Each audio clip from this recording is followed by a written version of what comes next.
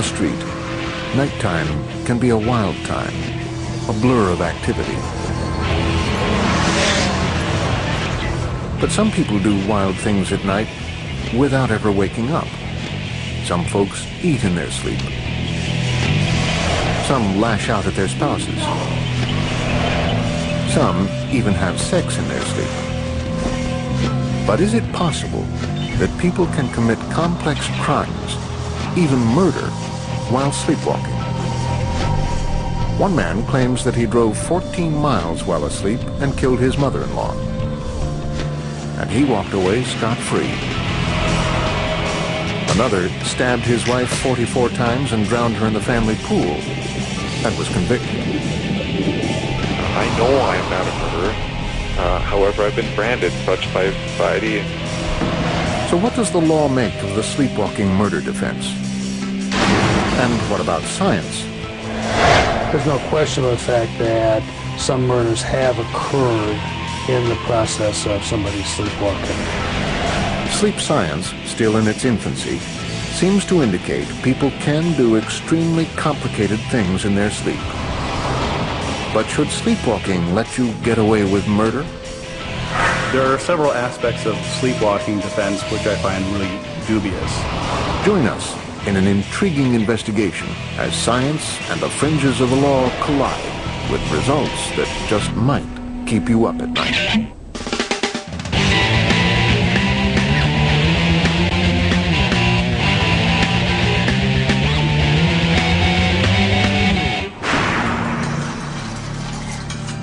One of the most famous sleepwalkers in the world, Lady Macbeth, obsessively washed her hands in a symbolic effort to wipe away the guilt of a murder.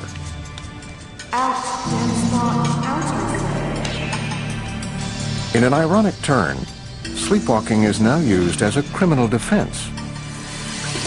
One that technically is washing away the guilt of murder. But can you really kill someone in your sleep and not know it? In several cases, juries have actually said yes, but with profoundly controversial results. The whole sleepwalking defense is a reflection of the society's interest in trying to divert personal responsibility. It may be hard to believe that someone can commit horrific acts of violence and never wake up. That's what a sleepwalking state is. They're not aware of what they're doing. They do not wake up during their acts of violence, and that's one of the significant things you'll see in the research about sleepwalkers. They can cut themselves, they can hurt themselves, they can put their hands in cold water. They have no sense of feeling, or at least anything that makes them aware or wakes them up. They stay in that sleepwalking state.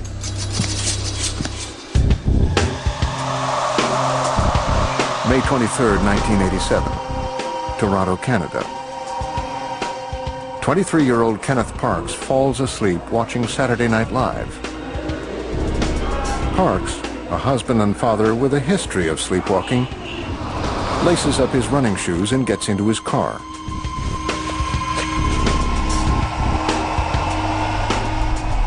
He maneuvers through stoplights and wends his way through the sleeping city,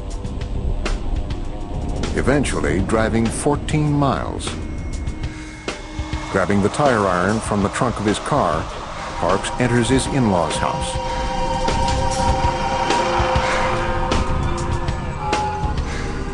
Dragging his mother-in-law from her bed, he attacks her.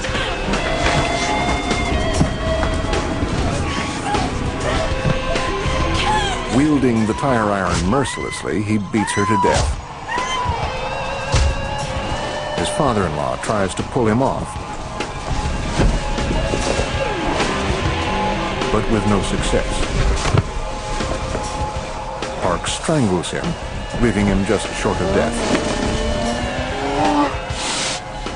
The next thing that the young Toronto man claims to remember is being at the police station saying, "I think I have killed some people, my hands," while staring down at his bloody palms. This is typical of someone who's been sleepwalking. He had amnesia for the episode.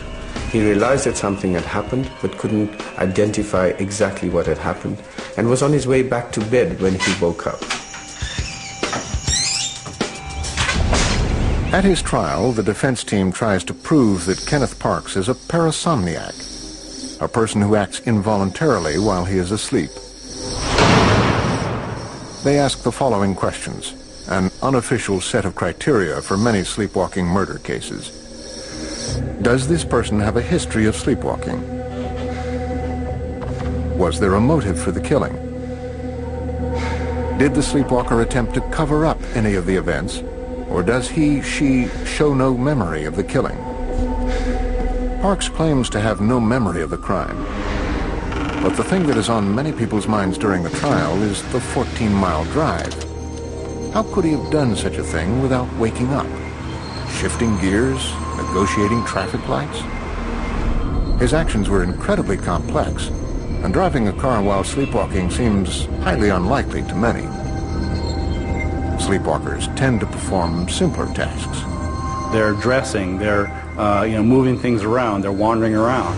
They're not things that require a lot of cognitive thought. But those who study sleep say, incredible as it may seem, complex things can happen while asleep. Sleepwalkers have been known to ride horses, drive cars, attempt to fly a helicopter. The behavior of sleepwalkers is usually a circular behavior. It starts by getting out of bed, performing a task, and then returning to bed to fall asleep again.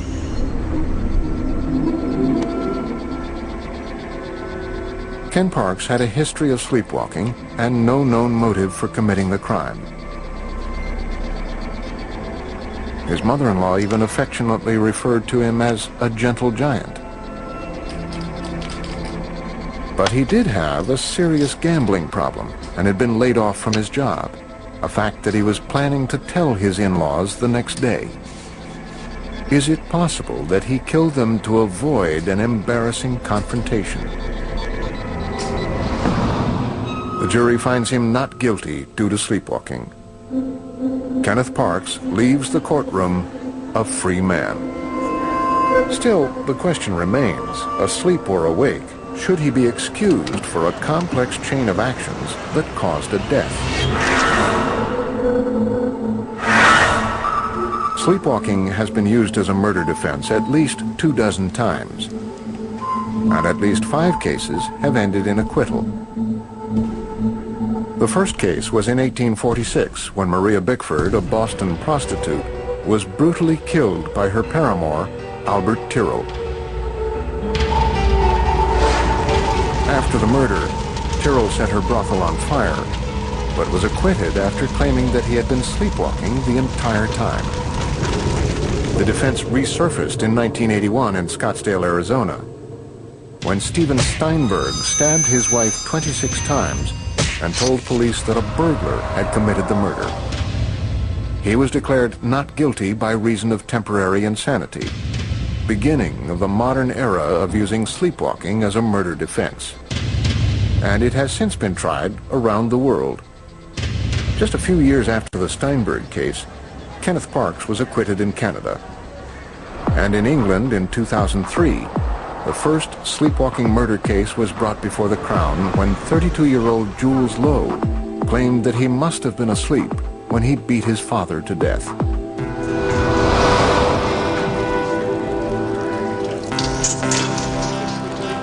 Jules Lowe has not had an easy life. His mother killed herself when he was 2, and his brother Edward committed suicide in 1998. He and his father Eddie are left together and are supposedly close.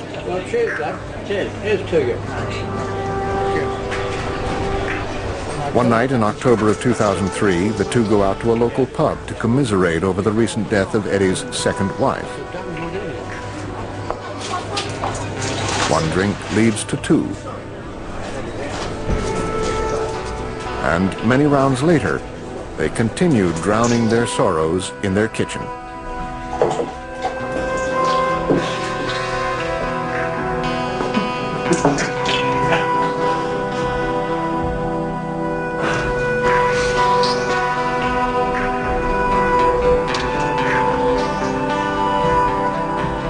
The next morning, Lowe wakes up to find his father beaten to death in their driveway with 90 separate injuries.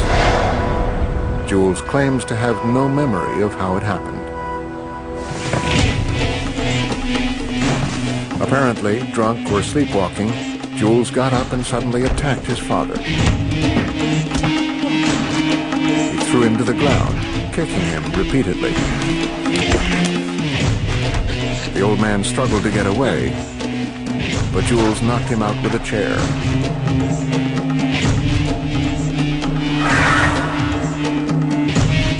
Jules then returned to bed, seemingly unaware of what he had done.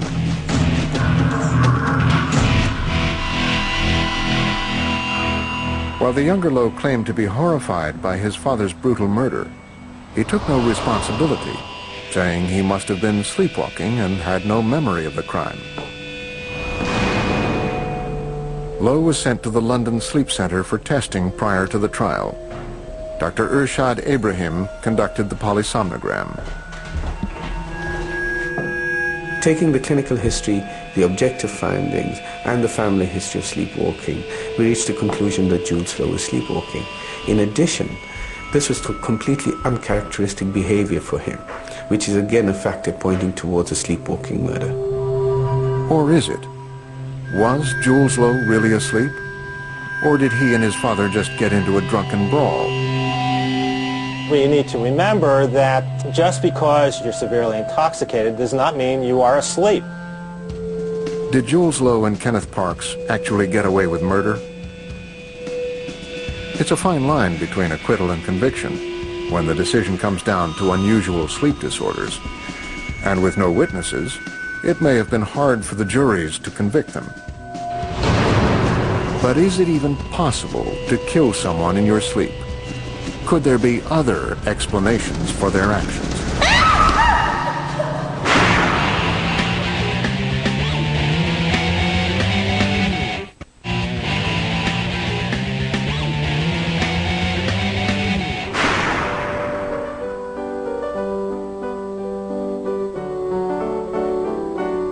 It seems there's something inherently comical about the sleepwalker.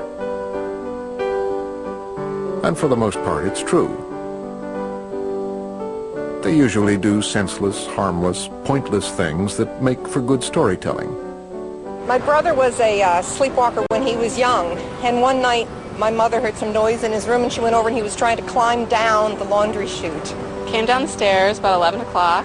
Dad was up watching TV and caught me in the kitchen squatting over the dishwasher with my pants halfway down. I hear her say something like shopping or something like that, or shoes, you know what I mean? It's like she be shopping in her sleep. It's real funny. Freshman year, my buddy and I slept over two girls' house, and in the middle of the night, we all woke up and saw him in the closet with his pants down, peeing on their shoes. But when it comes to murder, even people with long experience with sleepwalkers are naturally skeptical. And I think that's in the stories. I don't know. I can't, that's hard to believe. There are several aspects of sleepwalking defense which I find really dubious. Dubious to many. But what about science? Can the science of sleep shed light on this highly controversial defense? Most people think that sleepwalking is all about acting out your dreams, something like all those dogs who live out squirrel fantasies on the living room rug. But one of the first things sleep researchers discovered is that dreams have almost nothing to do with sleepwalking. Dreams frequently occur during REM sleep, short for rapid eye movement. And dreams, of course, involve wild flights of fancy, danger, action, all things that would seem to make us want to jump out of bed. But our bodies have a very clever mechanism for keeping us from acting out our dreams. While the higher thinking, imagining parts of our brains activate during REM sleep, an internal switch in the brainstem paralyzes our bodies. Hence, we can experience the wild mental fantasies of dreaming while remaining physically immobile. There are people who have a problem during REM sleep. The switch that paralyzes the body doesn't fully function, sometimes with bruising results. What happens to people who have the REM sleep behavior disorder, they lack the normal paralysis of REM sleep. So when they go into REM sleep and start dreaming, they have the ability to act in their dreams. For instance, if somebody's dreaming that he's playing football and he's running out for a catch, he may fly out of bed as he's trying to catch the football and wake up as he hits the floor.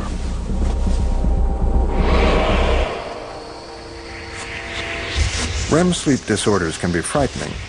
Occasionally, people with REM sleep disorders dream that they're being attacked and strike out at their partners.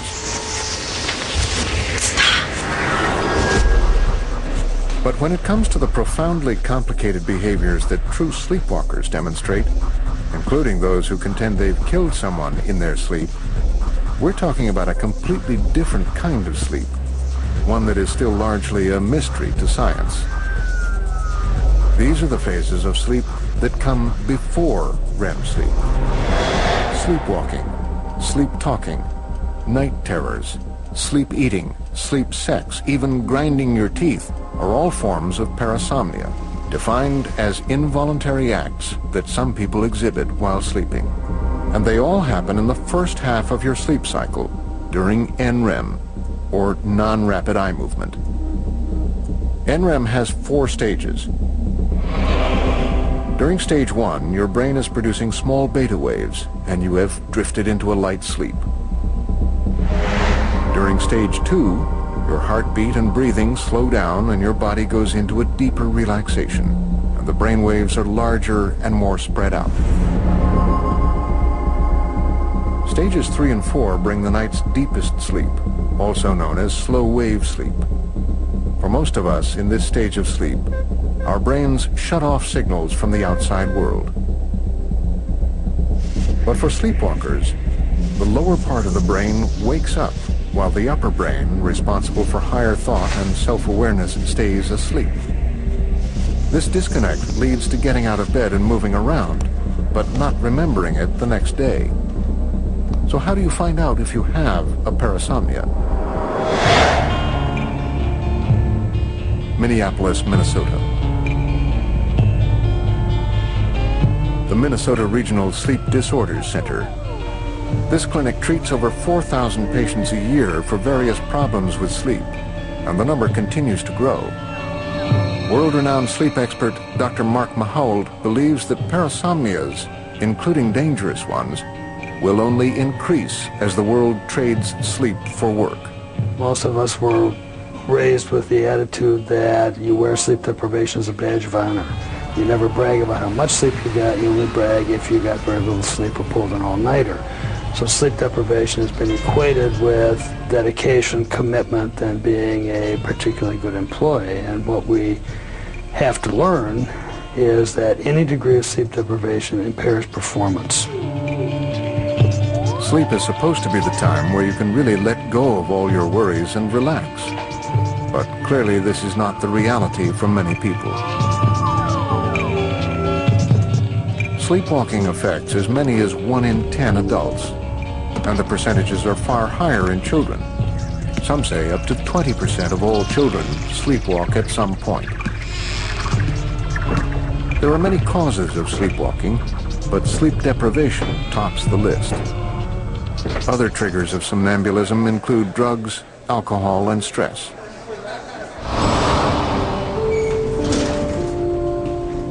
Tonight, Ben Abondo is coming into the Minnesota clinic for a sleep test.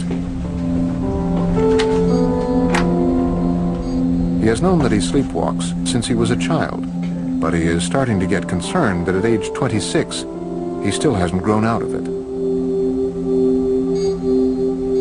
In order to accurately diagnose his sleep disorder, a technician tightly glues electrodes to various points on Ben's body. He will sleep in the lab overnight, while technicians watch what happens inside his brain. They look for any unusual patterns in brain waves during the various stages of sleep. And of course, they watch him for any movement, talking, or walking. As Ben enters stage 3 of sleep, when his brain waves are getting longer and slower, he starts to move, violently ripping the electrodes off of his head. He seems disoriented but stays asleep. Dr. Michelle Bornman, another sleep expert at the Minnesota Clinic, goes over the test results with him. I know you're an engineer, but do you recall feeling any pain or any pulling? No pain or pulling. I find this really amazing because the electrodes are glued onto your scalp. And in the morning, how long did it take to get those electrodes off? A long time. Quite some time, Yeah. right? Mm-hmm. And we had to use solvents and whatnot. Mm-hmm. And it was clear that you took an incredible amount of force to pull all those off. Yeah. Yet you felt no pain with that. No pain, and a few tiny bald patches. Ben was none the worse for wear after his night in the sleep clinic. But his actions were a clear indication that he does have a parasomnia. So far, Ben's nighttime adventures have been basically harmless. But the scale of what people can do in their sleep, while totally unaware of what they're doing, increases in complexity with the degree of the disorder. But does this include murder? We'll need to delve deeper into the science of sleep to find out.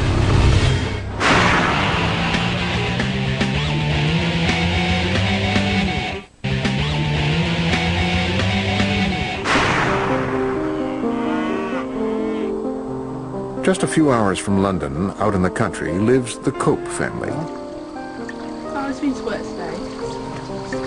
Susan, Graham, Mark, and Emma. From all appearances, a normal British family of 4. Thank you. Graham and I have been married for nearly 23 years.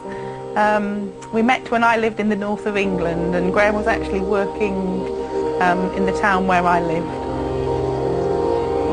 I think we went bowling and we went dancing. It was very good. But when the lights go out at night, the Cope's life is anything but normal. For about 35 years I've been a sleepwalker. Oh my goodness. Sleepwalking, sleep talking, Susan's parasomnias run the gamut. Sleeping with Susan is an adventure. We've got a lot of variety, you know. You never know what's going to happen during that night.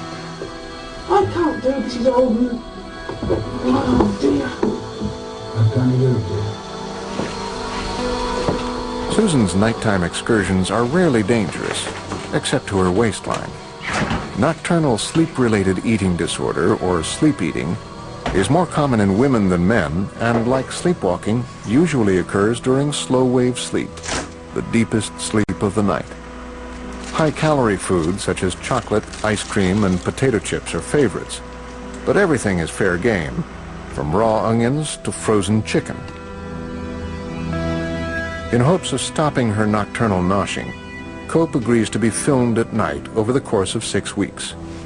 She is astonished at what is revealed on the tapes. Susan had obviously never seen what she was like, so in the night video that they showed to her was just amazing, because it was total shock of, am I really like that? You know, did I really do all those things in my sleep?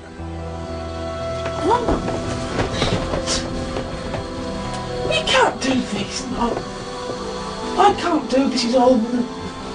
Oh dear. Why can't you do it, dear? You can do it, dear. I can't. Because when I'm sleepwalking, I'm often in a panic. So what I tend to do is to go on, sort of find something that's going to comfort me. And one of the things that has happened with me in my sleepwalking is that I've gone off to find comfort in the form of food. So I would sort of wake up, sit up, get out of bed, walk around, down the stairs. The nighttime video showed me coming downstairs sideways because I'd hurt my leg. But then into the kitchen, switch on the lights, stumble around the kitchen and eventually finding something like chocolate or crisps or bread, eating that, and sometimes taking it back upstairs with me to the bed, getting back into bed, putting it on the table next to me and then eating whatever it was, and then head down on the pillow and back to sleep.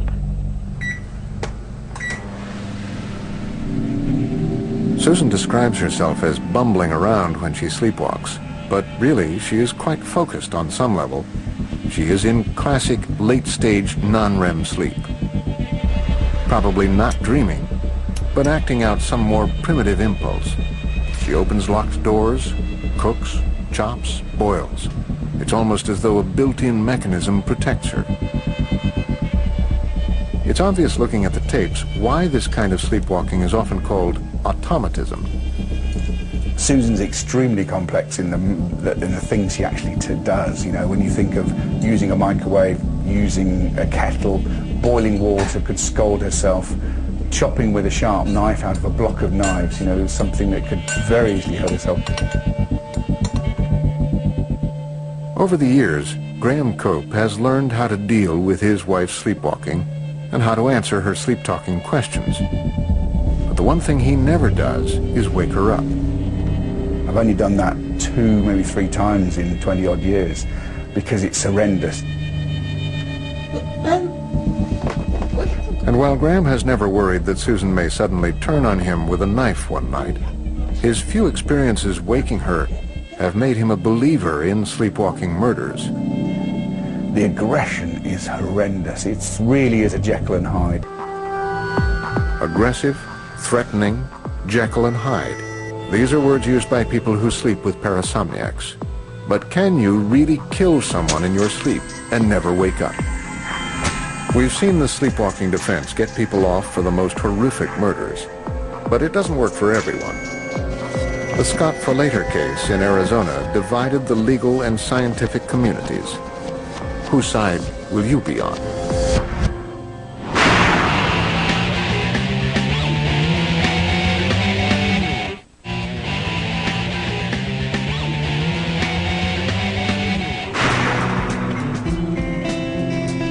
In January of 1997, a case in Phoenix, Arizona gave new life to the sleepwalking murder defense.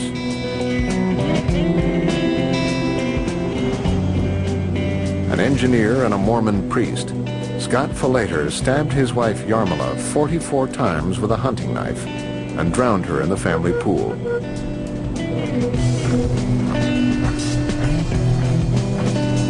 His neighbors saw the drowning, so there was never a doubt about who committed the crime.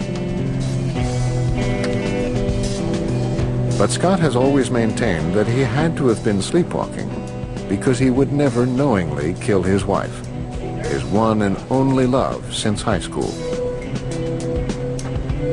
Folater's defense attorney, Michael Kimmerer, explains the murder this way. Scott was sitting at the table. He had been outside earlier working on the pool motor. And they came down and were having dinner. He and the 2 kids and Yarmila, and they were talking about their future plans of going to Spain and retiring there. And he was exhausted from working.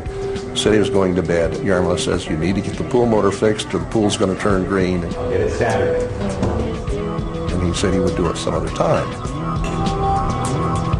She stayed up to watch TV.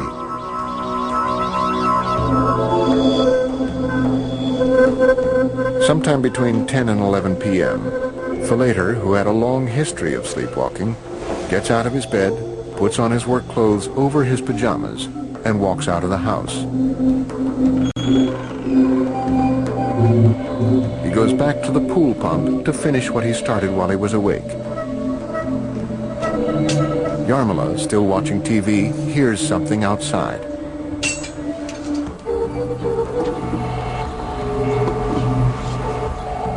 She went out and looked and probably saw Scott, who was in a sleepwalking state at that time, had a knife trying to remove the O-ring on the pool. And my guess is she went up behind him and touched him or grabbed him and said, Scott, what are you doing?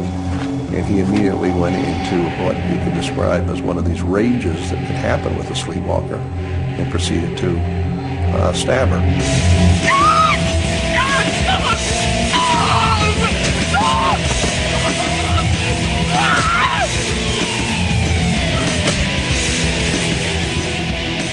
Both the defense and the prosecution agree that he stabs Yarmila 44 times and then drowns her in the pool. But Juan Martinez, the prosecutor on the case, believes that it is a premeditated murder and that Scott Falater was no more asleep than his wife was. Scott Falater made a conscious choice to kill his wife.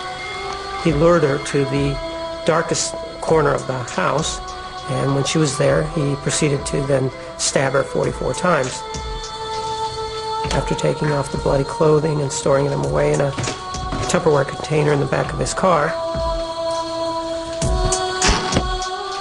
he went upstairs, washed up, came back down, realized she was still alive, and dragged her to the pool. Once in the pool, he held her head underwater until she was dead. So I know what happened out there. He killed her, and it was a plan.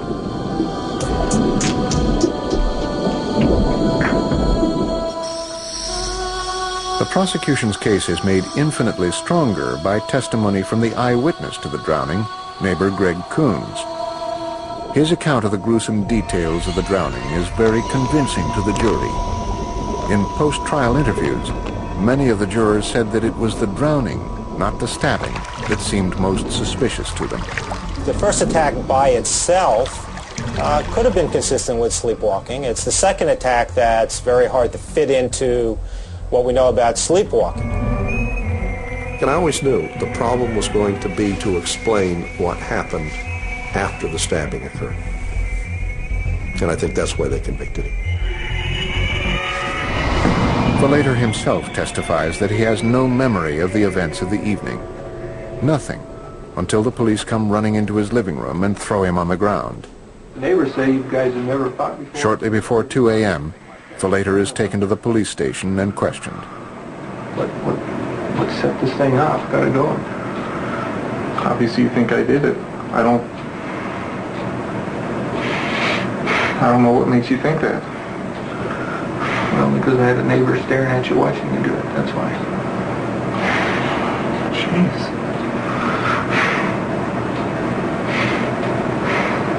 I'm sorry, I don't remember doing it.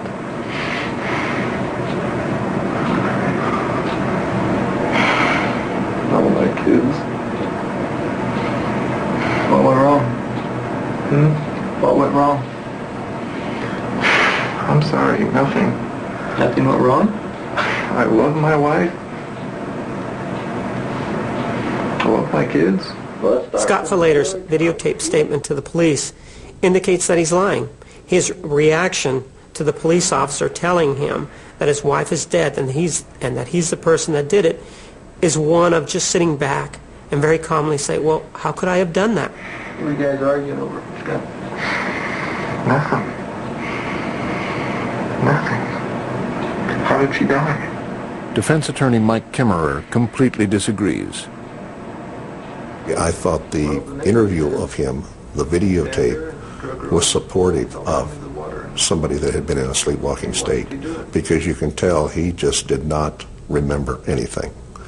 And he was shocked and horrified to find out that he killed his wife. Well, the neighbor says he stabbed her and drug her over to the pool, held her under the water in the pool. And he watched you do it.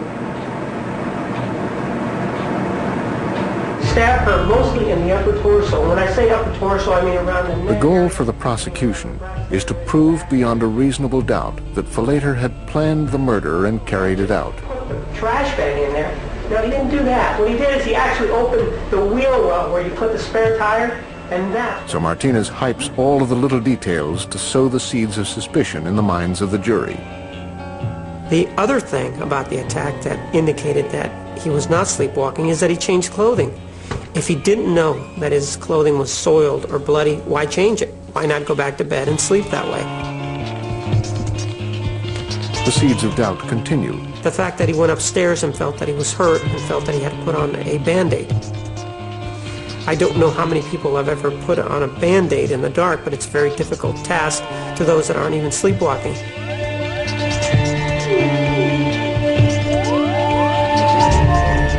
Remember Ben Obando ripping off the tightly glued electrodes? Also, there's Ken Parks, who hurt his hands badly while attacking his in-laws. They just wouldn't be aware of the pain, wouldn't be aware that they needed to clean the cut, would be aware that they needed to bandage the cut. In addition, sleepwalkers do not form memories during the course of the episode. So the fact that Falater returned to the body at the side of the pool is fraught with problems for the defense. If he had the amnesia that he claims to have, then how is it that he knew there was a body, and how did he know where the body was so that he could go back to it? Those are both inconsistent with what we know about sleepwalking. But was there a cover-up? Possibly. Falater did make some effort, be it in his sleep or not, to cover the crime, both by hiding the evidence and wearing gloves. Was there a motive? Prosecutor Martinez raised doubts about the state of Falater's marriage, citing prior disagreements about Scott's devotion to the Mormon Church. These details, among others, stayed with the jury during their deliberations. They found him guilty